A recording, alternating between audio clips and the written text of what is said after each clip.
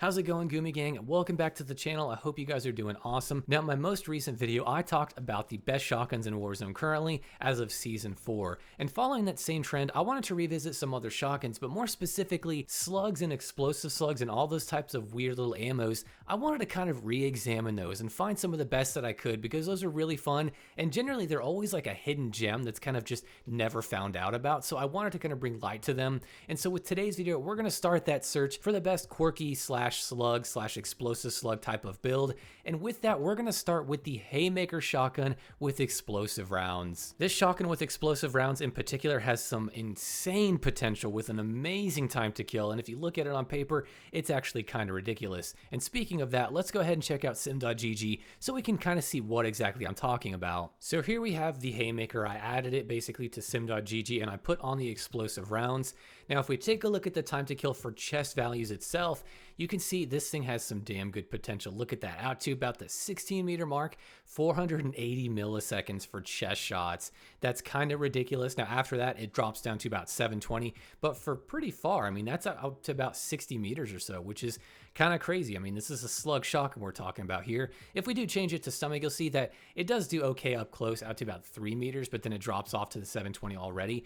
But still, if you're going to be hitting stomach and chest shot this good out to this far is actually not bad for a shotgun. That's really, really good actually. And if you're hitting headshots, man, these things do so much damage. You see, you do about 480 milliseconds for your time to kill if you're hitting headshots. Of course, not super practical because you're not really going to hit them. I promise you, it's just not really going to happen very often. If we take a look at the damage, you'll see up close, it deals 162 per headshot, 130 for chest.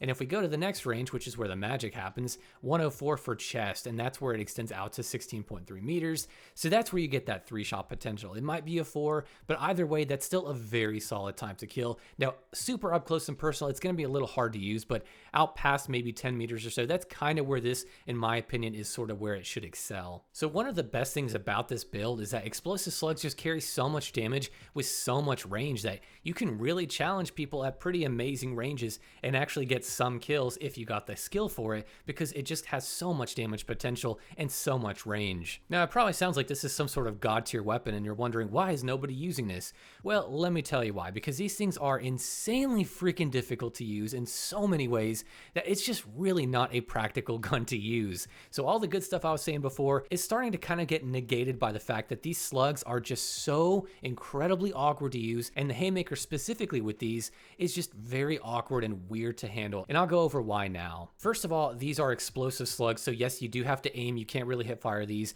And no, there's not really a great tac stance build either. Even if you spent all your attachments on making this a super tight tac stance build, past 5 meters, it's just not going to go where you want it. Explosive slugs and slugs in general in this game tend to have a little bit of aim down sights bloom, or rather they don't always 100% go where you aim it, and that's kind of standard with most guns, but with slugs in particular, it gets very pronounced. You can use chokes to kind of help that, but it doesn't really make a huge difference unless you're really pushing like 50 meters or so. Usually if you're up close in that 10 to 20 meter range, it's not nearly as bad, and it's generally okay, I think, without having to rely on a choke. As for other things that kind of really hold this thing back, for one, it's got kind of awful mobility just overall. Unless you're really kitting it out for a good sprint to fire speed and aim down sight speed, it's just not going to be very snappy for these close quarters engagements, and not super close quarters. I'm talking again maybe that 10 meter mark. It's going to have to be treated as more of a sort of slow marksman rifle in a lot of ways, and if you kit it out for speed, it's just going to have so much visual recoil that it really makes it difficult in a lot of ways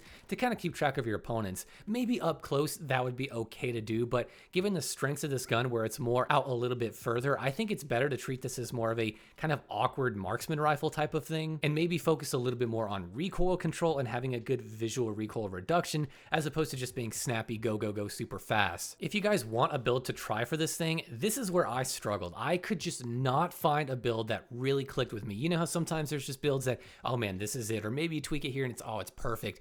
This is one where it's like, no matter what I use, I can't do it. I just can't do it. This thing just does not want to work for me. It just sucks so bad when I use it. It could be entirely a skill issue. I'm very okay with admitting that, but man, I just could not find a decent build. But I will say, out of all the builds, this is probably the one that worked the quote unquote best for me, meaning I actually got some kills with it. Now, the Flash Twist 90 I'm using because even though it doesn't give us as much recoil control as some other attachments, it actually cuts down quite a bit on the visual noise, the muzzle flash, which can get insanely bright with shotguns, especially with explosive slugs. So just keep that in mind. You can swap it out if you want, but this is the attachment I was using to really negate that, and it makes it a lot easier indoors to track people. Then I'm using the Razorhawk laser light because that gives us a great aim down sights boost and sprint to fire speed, and maybe a little bit of aim walking steadiness, which is always nice. I am using a sight because the iron sights on this thing kind of suck butt for what you're trying to use it for, so I use a Jack Glassless Optic. And then of course I'm using explosive, and you could rock a 20 round if you wanted instead of a 12, but it really doesn't matter in my opinion. Either way, it's just not going to be super great. Overall though, this thing is kind of a nightmare. It's so sad to me because it's got so much good potential, but I just can't make it work. Again, maybe that's a skill issue. You could try rocking a canted laser build, but again, with that in particular, I couldn't really do much either. It just didn't seem to work. I think those canted laser builds really worked well in Modern Warfare 2's version of Warzone, or Modern Warfare 2022's version of Warzone, simply because there wasn't as much movement. People are sliding around, but when they can jump left and right and slide, cancel, and do all this stuff, it feels like you really can't track them super well with these canted lasers. So just throwing that out there, you can try the canted laser builds, but in my opinion, it's probably going to be easier to just use an actual sight. So overall, this thing has a ton of potential, but falls flat in so many ways that it really does hold this thing back. It's got insane potential, but man, it's insanely hard to actually make it work and make it come to fruition. As always, let me know down below in the comments if you've used this build before, or rather just explosive slugs on this gun. What do you think about them? Do you prefer this kind of build, or do you prefer using something like the canted laser? And with all that being said, guys, I will see you in the next video. Back on